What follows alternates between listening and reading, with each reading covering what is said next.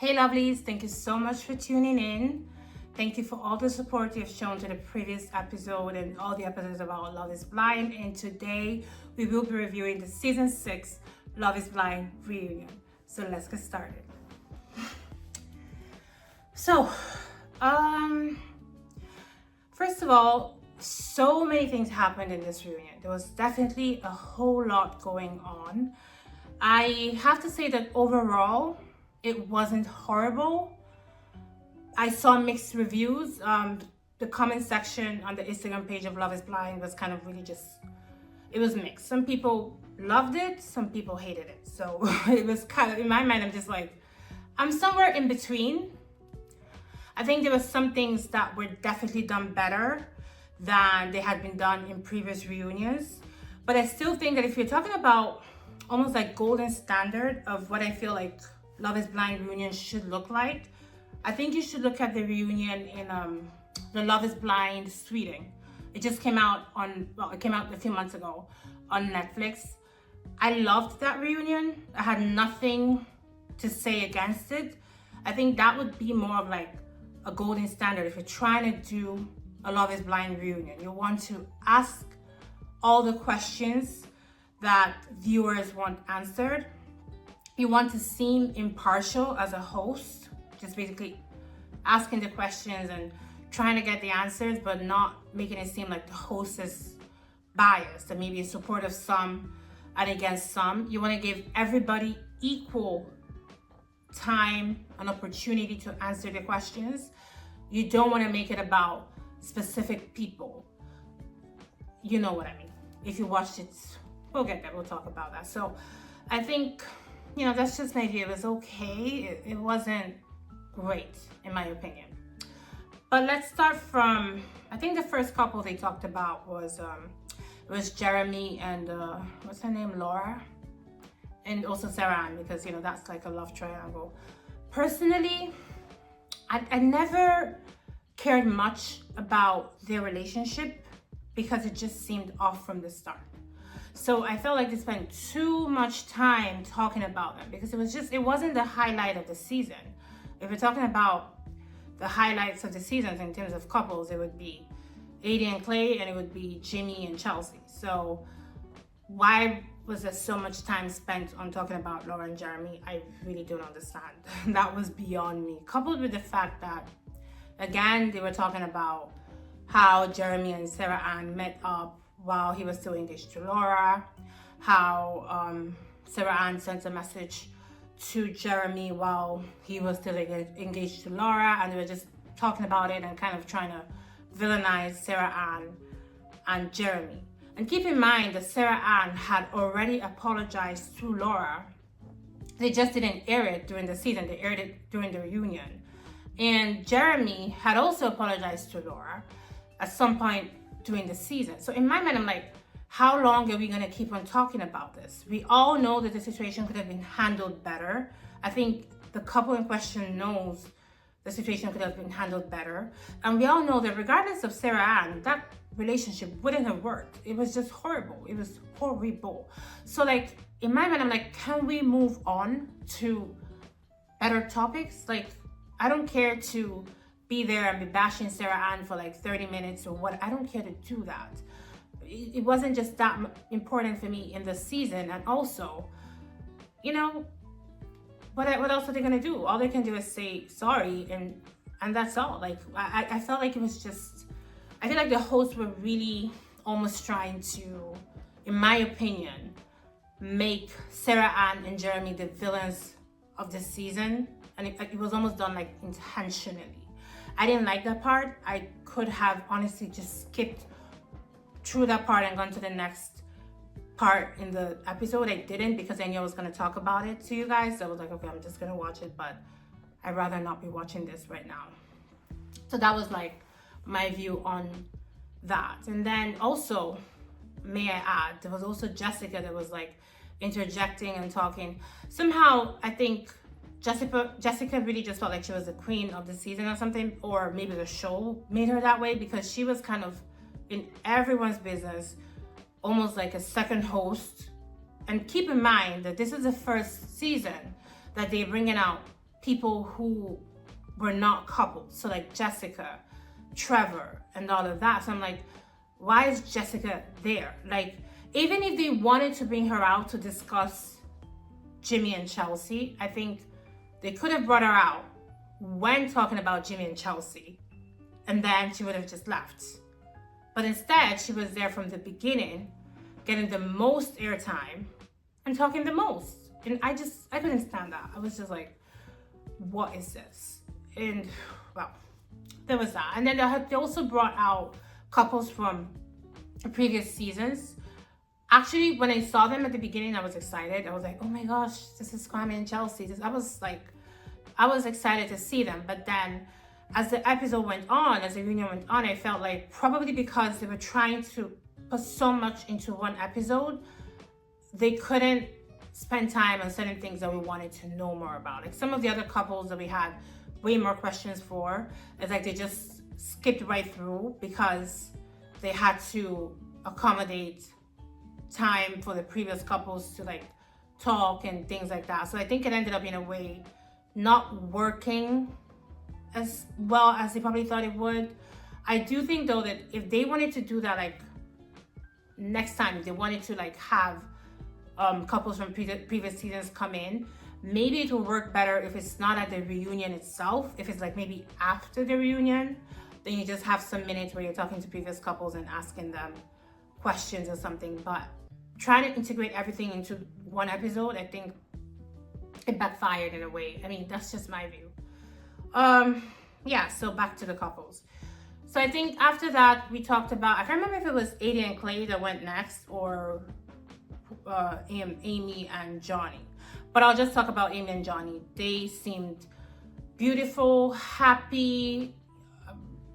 They talked about their families, and just like we expected, everything just seemed very, very, very nice and natural and beautiful for them. I would have preferred if they made them more of like the highlight of the episode instead of Jessica and Jeremy and Laura and Sarah and all of those people. But yeah, it was definitely nice seeing them, and yeah, there wasn't a whole lot said on their part. Of course, they talked about the whole issue with like her taking the pill and not taking the pill and all of those things, but that was basically it. There wasn't that much, but I like the couple. I'm happy for them. They seemed happy, so that was a good one. There was, of course, Trevor. And Trevor came out sometime, I think around the beginning of the episode, where they were trying to address the whole scandal with him having been in a relationship while he was filming Love is Blind. And they were questioning him on the text messages that were found that he was writing to his girlfriend. He didn't have a whole lot to say except for, yeah, you know, he's not proud of it. He was in a toxic relationship, whatever. You know, it was obvious that he was guilty just because, I mean, the messages, if you read the messages, they were very self-explanatory. It was obvious that he was in a relationship and that he was planning to continue being in that relationship even after the show. So it was kind of very obvious that he was on the show for the wrong reasons. And he was obviously very embarrassed. I felt for him, I gotta be honest. Like, I was surprised he showed up. I was very surprised he showed up. I wouldn't have held it against him if he was like, no, I can't handle this pressure, I wouldn't have held it against him. So I don't have like bad things to say just because the truth is out. You know, he was on there for the wrong reasons and he owned it. It is what it is, you know, so we just move on to the next couple. Yeah, Chelsea and Jimmy. I was very, very disappointed because I thought there was so much to ask when it came to that couple. There was so much we wanted to hear, and it just seemed like the hosts didn't want to dwell on them too much. It's not like I was expecting them to like go against Chelsea or something or something like that, but I was expecting like real questions like the type of questions that they kept on asking Sarah Ann and Jeremy, that for me was just not needed. Like, you know, those kind of real tough questions, because I feel like there were a lot of things that I wanted to know. Like, I wanted to know, for example, you know, Chelsea, what was sparking the insecurities that you felt in the relationship, and like, do you feel like you could have handled things better? You know, Jimmy, were you attracted to Chelsea from the beginning, or was it something you were struggling with? Jimmy, at what point did you realize like that this relationship probably isn't it? I know that they mentioned like the whole her revealing a secret in front of the cameras, but things were happening in the relationship before then as well, and I really wanted to like get what Jimmy's mindset was on those things that were happening. Like, did you not notice that this girl is obviously projecting a lot of her insecurities into the relationship, and how did you feel about that? You know, things like that. I don't think they really went so deep, to be honest, with that couple. I don't know the reason behind it. There was a moment between Jessica and Jimmy. Again, I feel like they were more interested in talking about Jessica and Jimmy than Chelsea and Jimmy. Again, my point, like, why was Jessica the queen of the reunion? So Jessica talks about how she really had feelings for him, how she was, you know, disappointed to see the interview that Jimmy did, where he basically said that she was lucky that they gave her a good edit, because, you know, that she certain things that he said she did in the pods, like rushing out and just like of the pods and storming out or something like that. And Jessica, of course, said no, none of those things were true, and she had her own side of the story. And then they showed the clips, and the clips sided with what Jessica was saying. So in other words, Jimmy's recollection seemed to be a little bit off. That having been said, I think even though his recollection of that specific incident may not have been precise, I think that what he was trying to say is how he felt about her in the pods. Like, because you can't see someone's facial expression, because in the pods, like, there's this wall separating them, I think in his mind, this is what he was thinking was happening based on the tone of her voice, based on the silence, like things like that. But if you watch the actual clip, you just see Jessica getting really emotional when she read the letter that she read to him and he didn't have a response. And then you see how it really happened, but then you also see how it was seeming from his side of the pod. So I think what he was trying to say is like, he felt like the way she reacted to him in that moment was just not something he felt like he wanted to deal with long term. And, you know, that's valid. I don't think it would have worked even if he had picked her.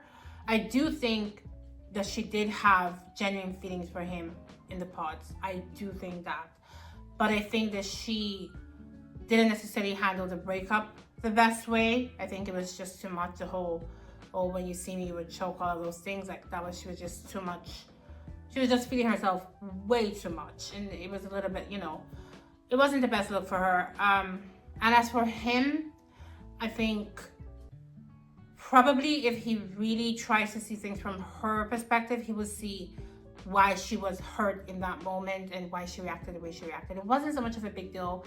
I think they can very much move past it and maybe even be friends, whatever. But yeah, that was it. So they really focused more on both of them.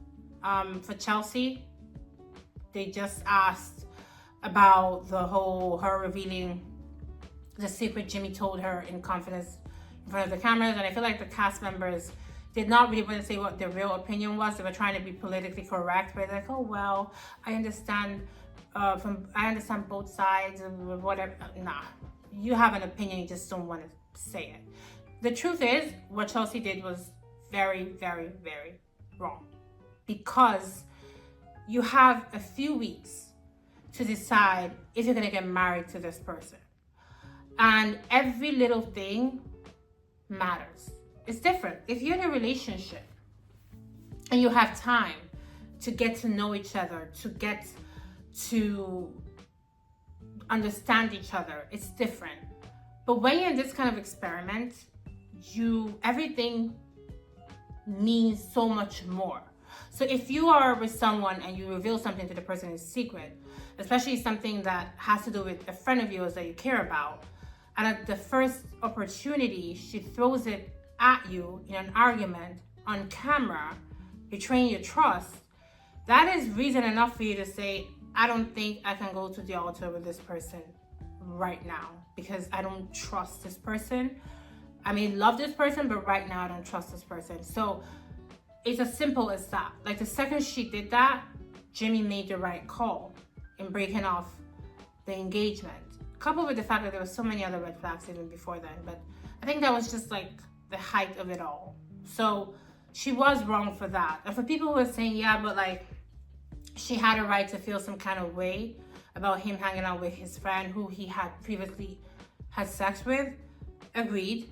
She could, if she wanted to feel, if that's how she felt, she has a right to feel that way. Like everybody is different, but that doesn't mean she should have handled it the way she did.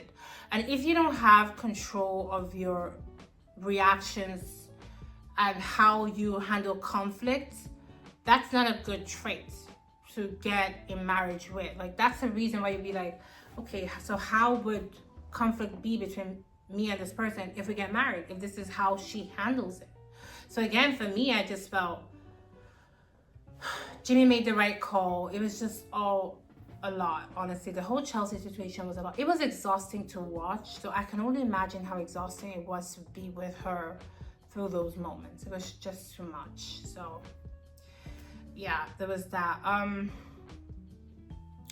For AD and Clay, again, I felt like there was so much more to talk about with AD and Clay. They didn't really do justice to that one. AD seems to have moved on. Happy for her. Clay says he wants her back. Too late. Too late. If I were AD, I would absolutely not take Clay back for a million reasons. He seemed very emotional. He said he regrets, I think he said AD is the love of his life and he would absolutely like want to get back with her or something like that. Well, okay. If you say so, I guess. Okay. And AD is like, AD seemed, to be honest, like she still loved him. She seemed that way. She was trying to act strong and trying to act like I'm bothered by everything, but it wasn't coming across that way. It was really seeming like she was getting emotional herself and that she still very much had feelings for Clay. I would not be surprised if we hear that they've gotten back together. I don't think she should get back with Clay, but again, I would not be surprised. Something I was surprised to hear is that she actually ended up going out on a couple of dates with Matthew, the other guy she was talking to in the pods.